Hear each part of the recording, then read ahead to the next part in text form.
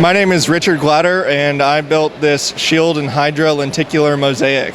So, what is a lenticular mosaic?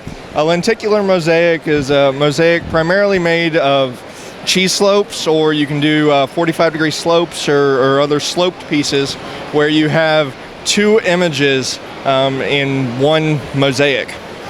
Very cool, very cool. Now, this seems like a challenging thing to kind of plan for or design. What was your process like?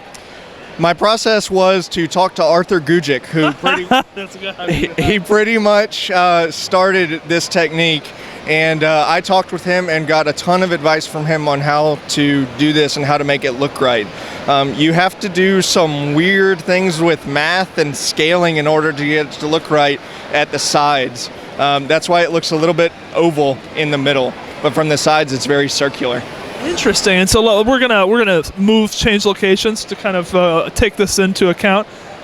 And yes, you are very correct with that. Very correct. Yeah. It was a fun build. My fiance helped me build it. I did all of the pattern work where you actually see the image of the Hydra logo and the Shield logo, and then she filled it all in for me. Definitely. Now, I didn't go insane. Yeah, that's a good call. Now, cheese slopes are a wonderful Lego element, but they are sometimes slightly hard to acquire.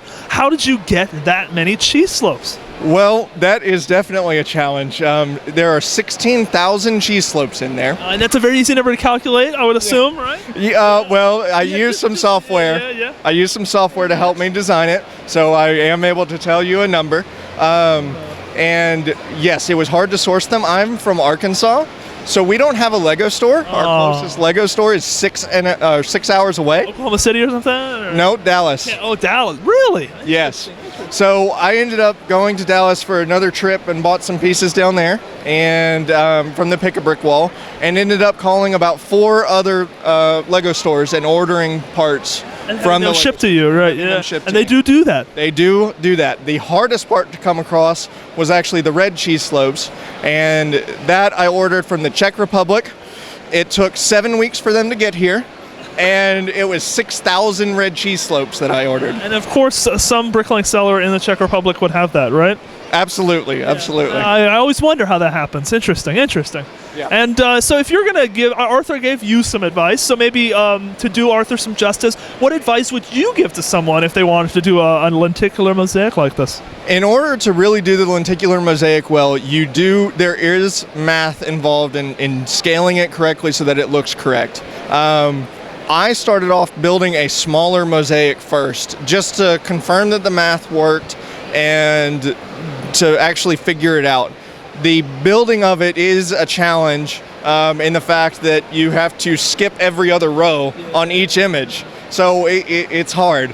The other thing is double check your math before you start construction, and remember that you have to double the size of your image. I originally didn't do that. This was going to be bigger, but because it had to come in a car and travel 700 miles, I had to downsize it a little bit.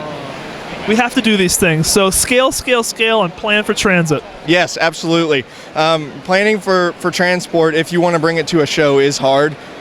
This is mounted to foam core, and then the foam core is cut in half, and then there's another piece of foam core behind it.